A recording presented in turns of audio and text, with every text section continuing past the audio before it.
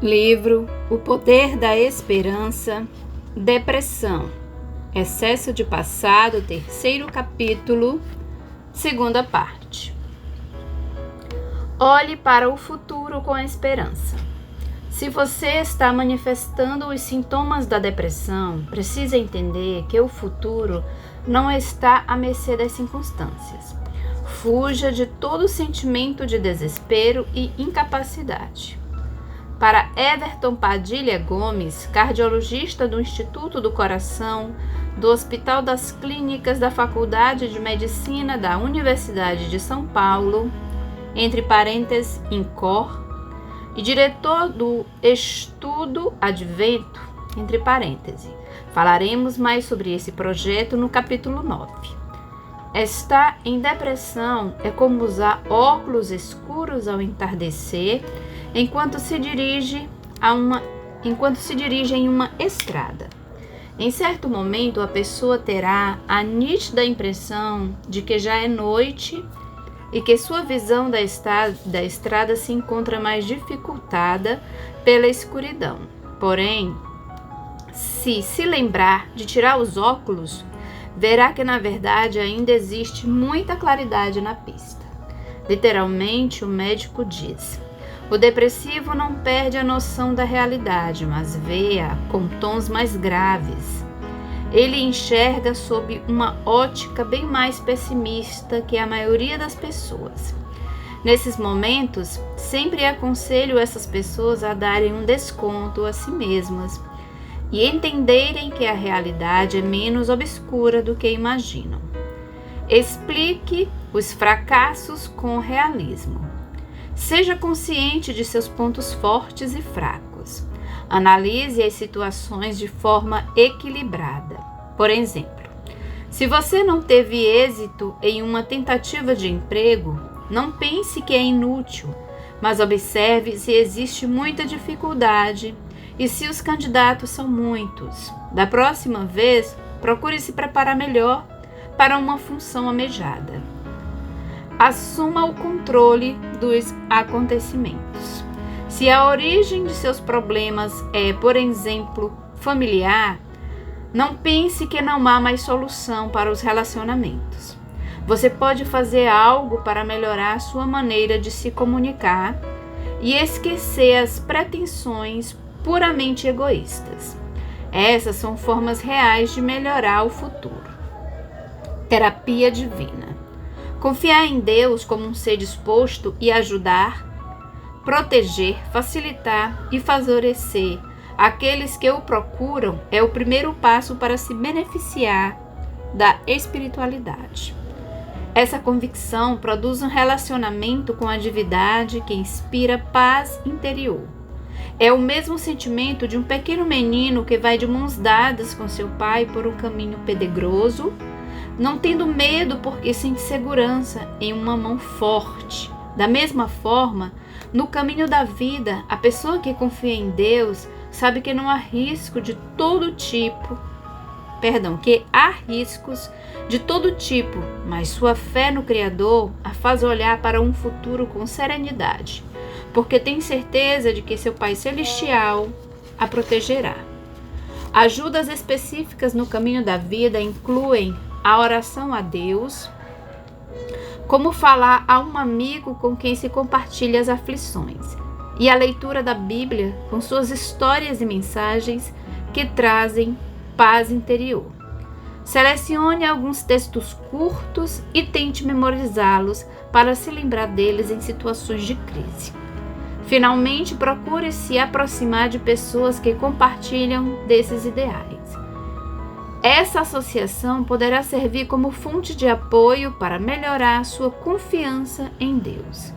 Em um estudo realizado na cidade de São Francisco, nos Estados Unidos, referente ao terremoto que abalou a cidade em 1989, ficou claro que as pessoas que usaram um sistema de apoio social para combater as sequelas psicológicas do terremoto manifestaram níveis mínimos de depressão e ansiedade. No entanto, as que haviam se isolado para pensar em seu destino infeliz atingiram níveis elevados de depressão. Isso se verificou não somente nos dias seguintes ao terremoto, mas também 7 semanas após a catástrofe.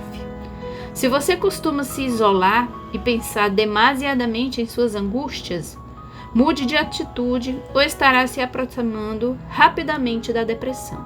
Assim, é recomendável que tenha um amigo e confidente a quem possa contar suas ansiedades. Não culpe o passado. Os acontecimentos passados são muito importantes para explicar o mundo psíquico da pessoa, mas não devem ser determinantes para a saúde mental. É preciso aceitar o passado, que não pode ser mudado, e evitar a passividade de não fazer nada para melhorar. Sendo assim, nunca diga: meu passado me predestina. Sou assim porque tive uma infância conturbada. Tenho problemas porque meus pais não souberam me educar. Essas atitudes comprometem o processo de restabelecimento e bloqueiam muitas fontes de ajuda e apoio. Mesmo que a depressão costume requerer a intervenção médica e psicológica, as estratégias de autoajuda sempre são de grande benefício para apoiar o tratamento e a prevenção. Veja algumas dicas oportunas. Conte com um amigo ou confidente. Procure alguém que tenha apreço por você e o compreenda para conversar de modo natural. Refletir sozinho sobre os problemas particulares é a pior opção para o depressivo. Mantenha-se ocupado. Saia ao ar livre e pratique algum esporte, ou, se preferir, fique em casa fazendo alguma atividade manual. As atividades não permitirão que sua mente se ocupe com pensamentos que fortaleçam a depressão. Elimine completamente o álcool. É costume geral afogar as tristezas, mas não se engane. Essa substância pode aliviar os sintomas apenas por algumas horas. No entanto, a ruína que causa à saúde física e mental é bastante grave. É importante lembrar que o álcool desencadeia uma resposta estilo bola de neve. O etanol deprime de uma forma geral a atividade dos neurônios cerebrais, tanto os que acompanham os circuitos responsáveis pelo autocontrole, quanto aqueles que podem ajudar a pessoa a ter uma atitude positiva. A euforia do álcool é uma situação passageira, seguida por uma sensação de inadequação, culpa e inutilidade. A mesma sensação se dá com o uso da maconha, que recentemente foi associada com maior nível de procrastinação para homens e de pânico para mulheres. Mantenha uma dieta saudável. Coma verduras, frutas frescas, cereais e legumes. Se não tem esse costume, será um pouco difícil no início, mas depois você se acostumará. Previna-se da insônia. Faça exercício físico, faça uma refeição leve e evite os pensamentos que lhe causem preocupação. Se algum dia tiver dificuldade para dormir, não fique impaciente. Acomode-se num sofá e leia um livro ou escute o rádio até que eu consiga dormir. Pense em coisas boas. Concentre-se naquilo que te traz satisfação e tenha certeza de que toda calamidade terá seu fim. Além disso, temos muitas coisas pelas quais agradecer. Elas devem ser motivo de nossas frequentes lembranças. Tenha uma atitude esperançosa. A esperança é uma necessidade humana. Sem ela surgem a dúvida, o medo e a ansiedade, fatores relacionados com a depressão. Os que têm esperança no futuro a mantêm relacionamento com Deus, que é paterno e amoroso, possuem uma poderosa arma contra a depressão. O problema de Carlão, mencionado no início deste capítulo, é que ele se recusava a falar sobre seus medos e sentimentos, e a aproximação da morte piorava ainda mais seu quadro depressivo. Ele tinha uma âncora pesada, prendendo-o ao passado, e um túnel escuro e desconhecido à frente, que o enchia de medo e incertezas diante da morte. Assim como os fãs de Avatar, Carlão descobriu tristemente que Pandora não existe. Ele desperdiçou miseravelmente todas as oportunidades de viver feliz no mundo real.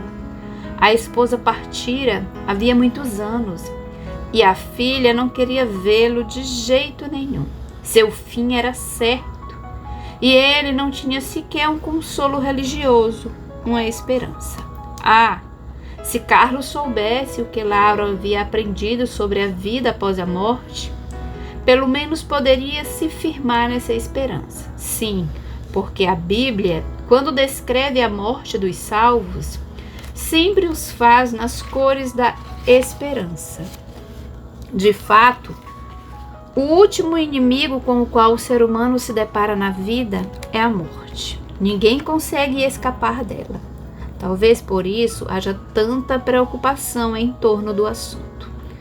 Há muitas teorias sobre o que ocorre com as pessoas após a morte. Para onde vão? Elas não sabem alguma coisa a nosso respeito? É possível manter contato com os mortos? Jesus, que morreu e ressuscitou, é o único autorizado a falar sobre o assunto, e ele o fez na Bíblia. Para entender o que ocorre na morte, é preciso saber como o homem foi criado. Em Gênesis 2, versículo 7, está escrito: Então formou o Senhor Deus ao homem do pó da terra e lhe soprou nas narinas o fôlego da vida. E o homem passou a ser alma vivente. Entre parênteses, ara. É importante notar que o texto diz que somos uma alma vivente e não que temos uma alma. A palavra alma no original hebraico é nefesh, que significa ser vivente. Portanto, pó da terra mais fôlego da vida é igual a alma vivente. Em Gênesis 3, versículo 19, se diz que, depois de morto, o ser humano volta ao pó.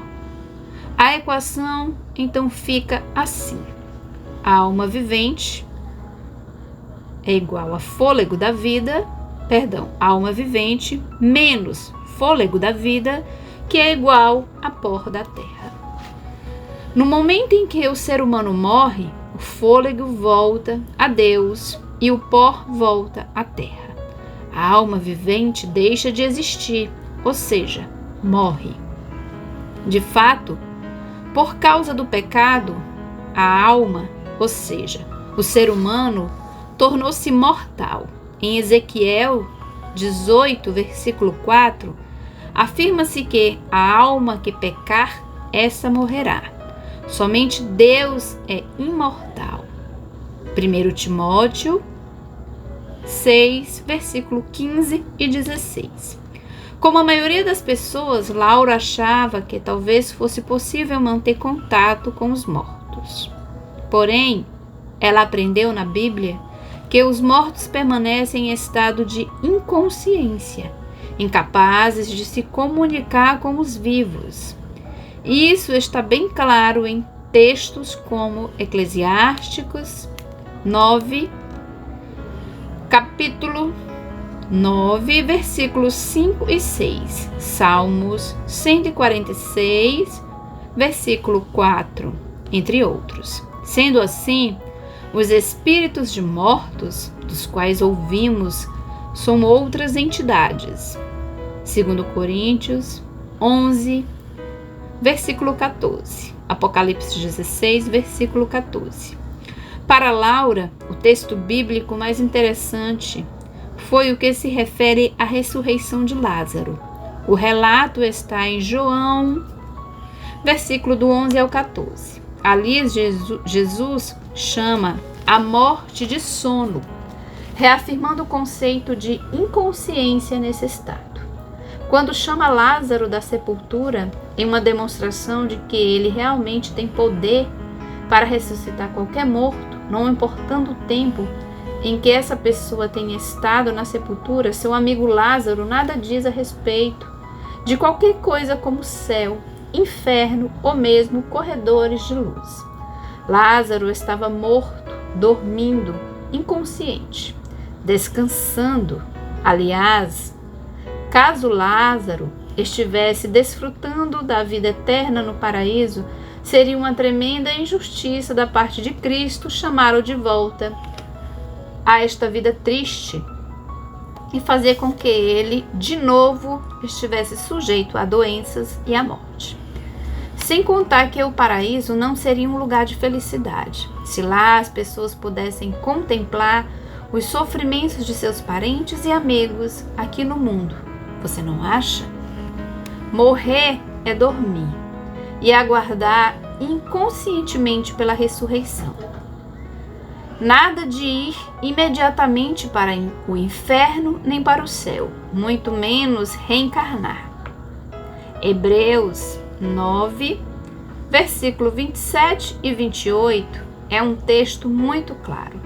Da mesma forma como o homem está destinado a morrer uma só vez e depois disso enfrentar o juízo, assim também Cristo foi oferecido em sacrifício uma única vez para tirar os pecados de muitos e aparecerá a segunda vez, não para tirar o pecado, mas para trazer a salvação aos que o aguardam. Sendo assim, muitos se perguntam onde e como teve início a mentira de que o homem não morre. Para obter essas respostas, temos que voltar ao livro das origens, Gênesis 2, 16 e 17 e 3, versículo 4. Ali é dito que o Criador deixou bem claro para Adão e Eva: se eles pecassem, ou seja, caso se desconectassem da fonte da vida, a consequência disso seria a morte. Mas o inimigo de Deus, Satanás, como sempre faz, contradisse abertamente a palavra divina e garantiu a Eva que ela não morreria. Mentira que ele vem perpetuando com a crença nos espíritos dos mortos e com as falsas aparições deles. Ao dar ouvidos à voz do maligno, Eva pecou. Adão pecou e nós herdamos as consequências da triste escolha de nossos primeiros pais. É claro que o bom Deus não nos abandonaria neste mundo de pecado, nos braços da morte. A Bíblia está repleta de promessas relacionadas com a ressurreição para a vida eterna das pessoas que aceitam o plano de salvação oferecido pelo Senhor. Textos como 1 Tessalonicenses 4, versículo 16 e 1 Coríntios 15, versículo 51, deixam bem claro que os mortos em Cristo serão ressuscitados com corpos imortais por ocasião do retorno de Jesus, não antes nem depois. Aliás, outra coisa que a Bíblia deixa bem claro é que ninguém será deixado para trás. Os que morreram na condição de salvos pela graça serão ressuscitados e subirão com Jesus para o céu, conforme a promessa dele. Mesmo João, capítulo 14, versículo de 1 ao 3. E os que desprezaram a salvação permanecerão mortos por 1000 anos neste planeta, aguardando o desfecho do juízo de Deus, conforme Apocalipse 20. Sim, haverá 2 ressurreições distintas. João, capítulo 5, versículo 28 e 29. Separados por um intervalo de 1000 anos. O que determina se participaremos da primeira ressurreição por ocasião da volta de Jesus é a nossa relação com Ele hoje. Somente nele havia vida eterna. 1 João, capítulo 5, versículo 12. João, capítulo 13, versículo 16. E somente ligados a ele, como os ramos à árvore, João, capítulo 15, versículo do 1 ao 9. Poderemos também viver eternamente em um mundo no qual reunirão a paz e o amor. Apocalipse 21, versículo 4. Se Carlos soubesse de tudo isso, o Senhor está perto dos que têm o coração quebrantado e salva os de espírito abatido. Salmos 34, versículo 18. Ele está disposto a perdoar todos os nossos pecados, oferecendo-nos a vida eterna. Saber disso pode nos ajudar a enfrentar as tristezas, mágoas e decepções de nossa vida com muito mais força e coragem. Antidepressivos. Os medicamentos antidepressivos podem trazer algum alívio temporário aos tão desagradáveis sintomas da depressão. Entretanto, não curam a doença. A eliminação dos agentes que causam o estresse e a mudança de atitude e conduta por meio de ajuda psicoterapêutica contribuem significativamente para a cura. O paciente que usa medicação antidepressiva não consegue sentir melhora antes de 2 ou 3 semanas após o início do tratamento. Além disso, alguns dos seguintes efeitos secundários podem ser observados: problemas de desempenho sexual, alterações cardiovasculares, sonolência ou insônia, visão turva, nervosismo, prisão de ventre, aumento ou perda de peso e secura na boca. Vários estudos científicos discutem os efeitos das medicações antidepressivas, especialmente sobre os casos leves e moderados, apontando para uma possível equivalência a mudanças no estilo de vida, entre parênteses, luz solar e exercícios físicos, ou até mesmo o efeito placebo. Por outro lado, certos casos requerem tratamentos medicamentosos rigorosamente controlados. Em resumo, o fundamental é sempre ser orientado por um médico e investir em um estilo de vida saudável.